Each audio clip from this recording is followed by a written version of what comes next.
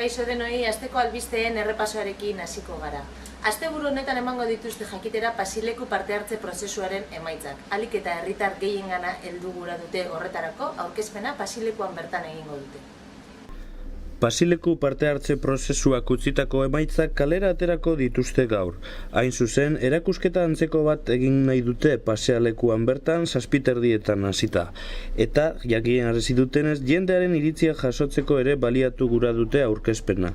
Horretarako, gune bat egokituko dute eta herritarren iritziak batuko dituzte idatziz zein bideoan grabatuta. Pasealekua zelakoa izango den denborarekin joango dira definitzen. Errepublika garaian Asturiasen borrokatu zen Benito Reola omenduko du Ahastuak elkarteak asteburuan. Hain zuzen, Sasetaren bataioiarekin batera joan zen beste bataioiaren buru izan zen Reola.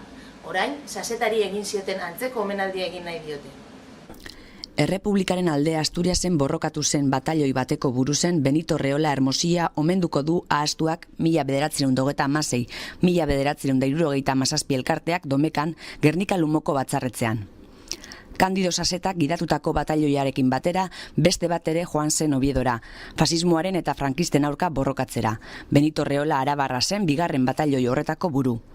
Ahastuak elkarteak merezitako omenaldia egin nahi dio eta Kandido Sasetarekin egin bezala, omenaldi hori Gernikako arbolaren aurrean egingo diotela azaldu du. Omenaldia eguerdiko ordu batetan hasiko da. Musikan 54 urteko gizon bat atxilotu du ertzaintzak ustez adingabe bati sexu erasoa egiteagatik. 54 urteko gizonezko bat atxilotu du ertzaintzak musikan. Segurtasun saila jakitera eman duenez, martitzenean adingabe bati ustez sexu erasoa egiteagatik atzeman dute gizonezkoa.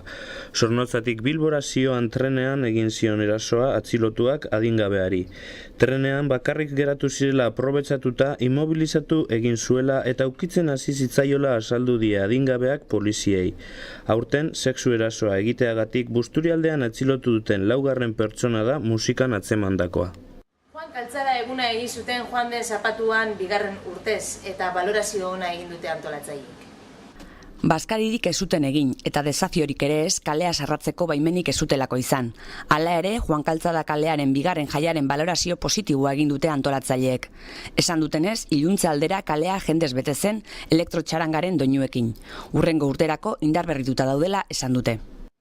Gernika Lumoko udalak Europako eredua zabaltzeko eta bultzatzeko egindako lana saritu du Europak. Europa saria jasotzeko lehenengo urratsa den Europako diploma hartu du Estrasburgon herriko alkate Jose Mari Gorroñok.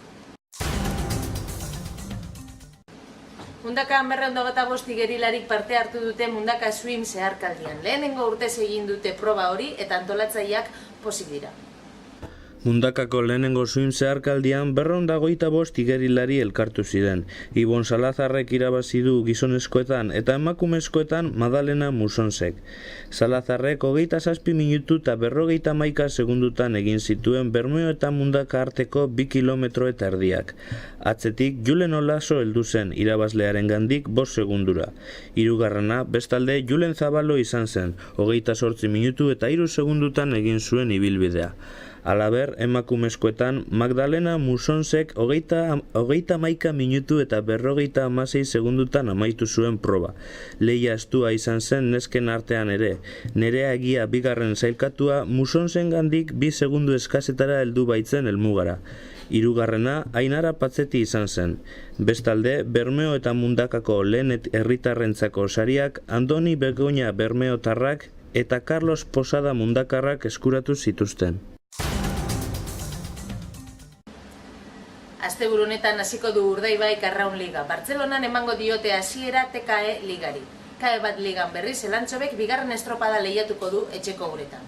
Gure partetik hau izan da dena, datorren astean izango gara berriro zuekin, baina gogoratu bitartean busturialdea.hitza.info atarian izango duzuela, azken orduko emarri. Ondo izan.